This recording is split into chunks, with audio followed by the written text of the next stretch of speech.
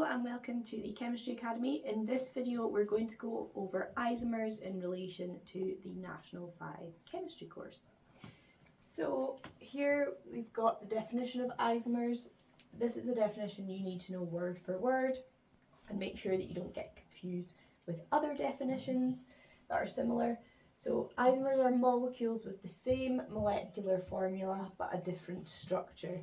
Now the definition this often gets confused with is homologous series because it mentions the same general formula and similar chemical properties. So they kind of have the same structure of definition, but although the words within the definition are different. So just be very careful of getting those mixed up. The best thing to do is get them on flashcards and just get practicing, testing yourself on them and making sure you know them word for word. So isomers are molecules with the same molecular formula but a different structure. What this means is that they are made up of the same number and types of atoms. So for example, a molecule could have 3 carbons and 6 hydrogens, but those atoms are arranged in a completely different formation. So these two molecules here have this molecular formula, C3H6, they have 3 carbons and 6 hydrogens, but as you can see the arrangement of these atoms and therefore the structure of the molecules is completely different.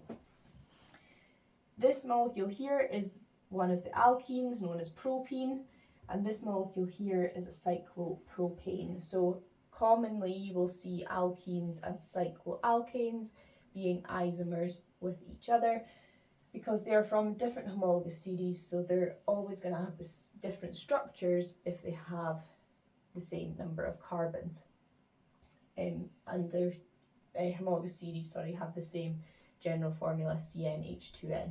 So if they have the same number of carbons, they'll have the same number of hydrogens, and because they're from 2 different homologous series, they'll then therefore have different structures. Okay, so definition of isomers and then examples of what some isomers are.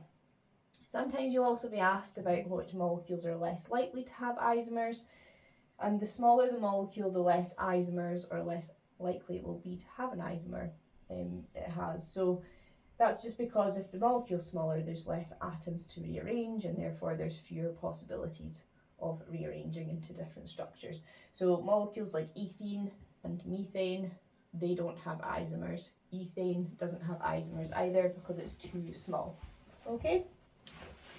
So moving on to drawing isomers, this is something you could be asked to do in your National 5 chemistry exam as well. And these are just my tips on how to most easily draw an isomer.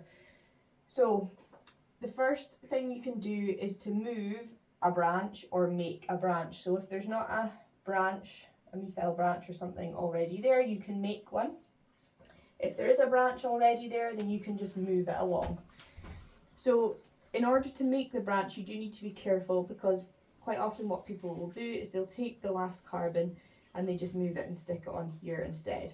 However, if you can see, you've actually just put it on the same carbon again, just at a different angle. So you need to make sure that you move it along more than one carbon so that it's actually on a completely different carbon.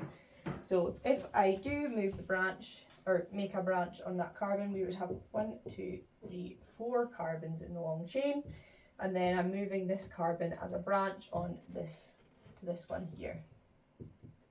Okay, and then that has resulted in me making an isomer because I've got the exact same atoms but I've just rearranged them in a different way to give a different structure.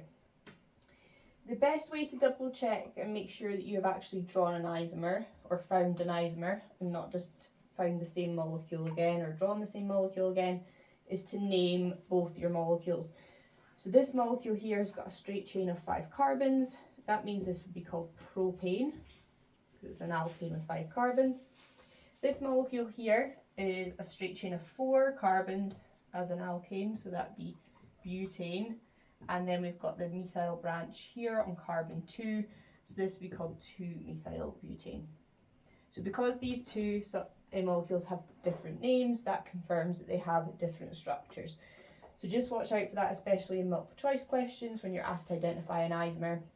Usually there's like 2 that you're struggling to decide between. Just name them both and make sure they don't have the same name as the molecule you're trying to find the isomer for. Okay? So other than moving or making a branch, the other thing you can do is if the molecule has a functional group, like a hydroxyl group or a double carbon-to-carbon bond, you can just move that functional group. So you just take the functional group and again move it to a different location.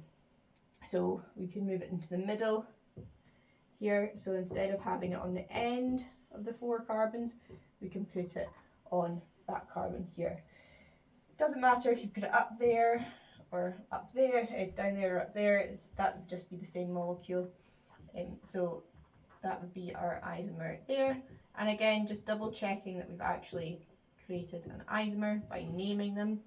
So this molecule's got a hydroxyl group, meaning it's an alcohol. It's got 4 carbons in the longest chain, so that means it's butanol.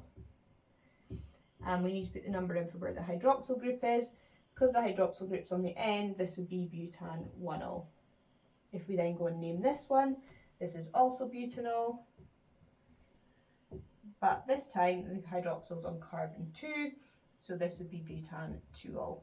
So again, because they have 2 different names, that confirms that they are isomers because they have the same number of atoms of each type of atom. So as long as they've got the same molecular formula, so same number of carbons, hydrogens, whatever else atoms, but their names are different, then they will definitely have different structure.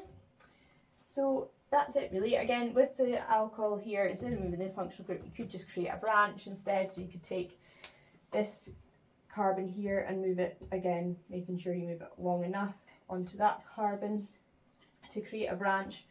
So lots of different things you can do, but these are the 2 easiest ways of creating an isomer. The easiest thing to do is probably move the functional group rather than creating a branch because you're less likely to make a mistake with that. But like I said, either or really works. So those are the things you'll tend to get asked about isomers, the definition of isomers, identifying isomers, and then drawing isomers. So I hope that helps. If you found it useful, please give it a like. Don't forget to subscribe, and I'll see you again soon.